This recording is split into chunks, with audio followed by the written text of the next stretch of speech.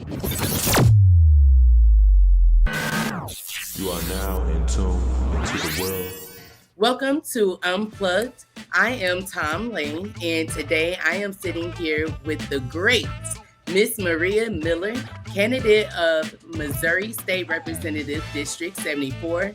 Miss Maria is a licensed therapist, community advocate. She is also a founder and has campaigned centers on justice reform, struggling families, and community healing. Thank you for joining us today. How you doing? All right, thank you for having me. Absolutely, absolutely. So to get started, what inspired you to run for state representative? Well, as you said, I've been advocating for over 10 years with impacted families of incarcerated loved ones and gun violence. I lost my brother in 2014. He was brutally murdered inside Crossroads Correctional Center. In 2020, I wrote Senate Bill, which is known as Senate Bill 1509. That is for asking for oversight for the Missouri Department of Corrections, asking for accountability, transparency, and justice for all those being dehumanized that have lost their lives. That bill was sponsored in 2021 by Senator Angela Mosley. And that if someone inside those prisons that are staffed or committing misconduct, that they're held accountable. This year, we reached a crossroad and we really thought we were going to get answers. There's a bill that was passed, Senate Bill 888, where that allows 12-year-olds, 13-year-olds on up to be tried as adults. And $899 million was funded to get 2 new prisons built. We now are funding 2 new prisons without addressing the dozens of prisons that we have. Okay, so when speaking of all those things that you have done between therapy and being an advocate, how has those things really shaped you in being able to be prepared? So I do want to make a correction. I'm not a licensed therapist. What I do, I have a certification in trauma.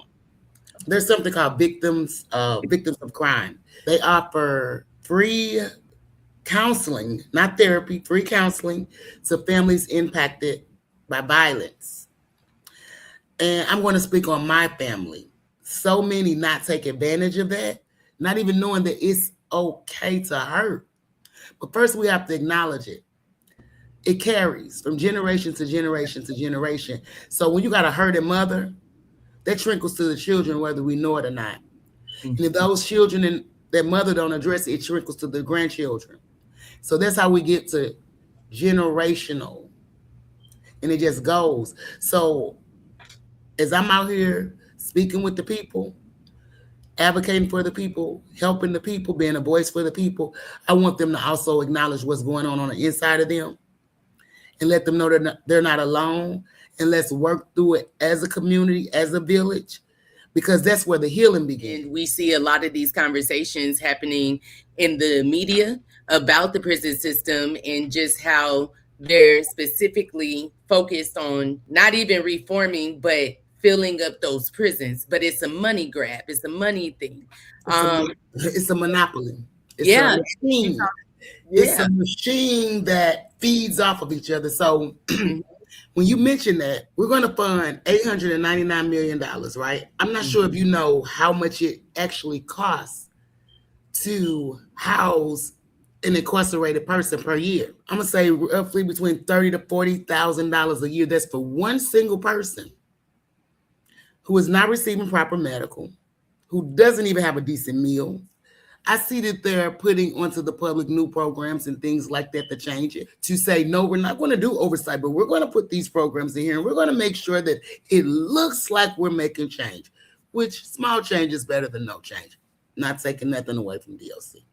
But people like me and people that know the root of these issues can directly work with the Missouri Department of Corrections to be a bridge between these people incarcerated and these families to ensure that everything is truthful.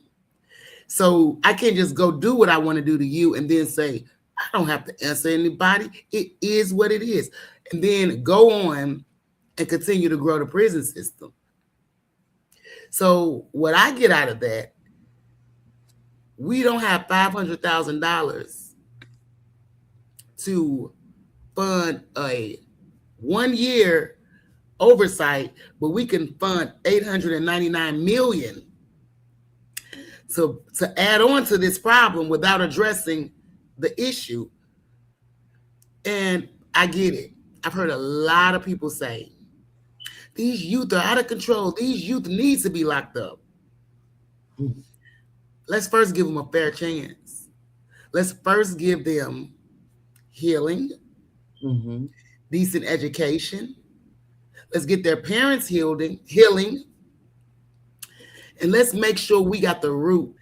I said, there's no way, and this was over a decade ago, there's no way we're going to solve these issues in just a school district. We got to get inside these homes. So what would you say to voters who may not know much about Miss Maria Miller, but are looking for someone to represent them? I am here because I care. I care about you. I care about what matters to you. I will stand with you. I will champion for change, not just for you and your children, but for our communities as a whole. Doing all of this, running for office, being in the community, advocating for families, pointing people in the right direction for better mental health, how do you stay motivated? Like, what's in the forefront of you that keeps you going, that says, okay, not today, not today. I'm not going to give up. I'm going to keep going. You're not going to get me emotional, honey. Few things. It's God. Like, I was called into this. So who am I to say no? I was just a vessel that said, yes, Lord, I will go where you send me. I will go. And he guides me every step. Is it easy always? No. Do it hurt? See, when the devils couldn't break me down, the devil sent people, organizations and people and political people and advocates and to break me. It's about the people. I got you. And I'm not trying to be funny, Ms. Lane. This is why I'm able to stand with the best of them, and I can confidently say that. Because it was never my strength, it was his. And see, when people come up against me, they don't even know who they're coming up against because it's not me.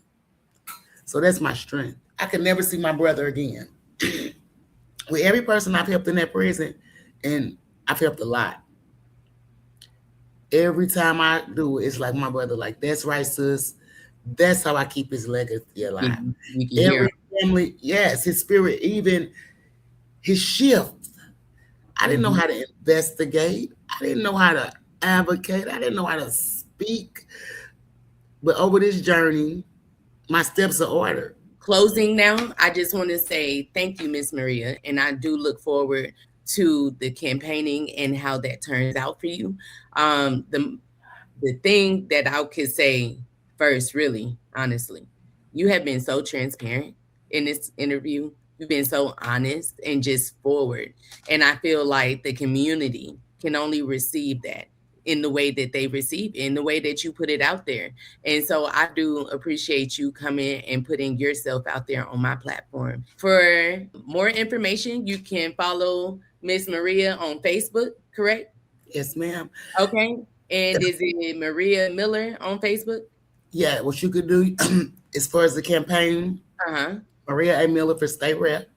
Okay. That's on Facebook. You can also follow Our Lives Matter page. You get to actually look and see a lot of the work that I've done. But Ms. Lane, if I just say, like, I want to, again, thank you for having me. You can find me on social media. Maria Miller for state representative. Our Lives Matter. I'm also a founder, author of My Way Out. I have a book. If you need to email me, and make sure I'm giving you the right email. Or you have my email. I do. I got like several emails, and I just want to make sure I'm getting it. I do have your email, and I can definitely share it in the description of us posting this.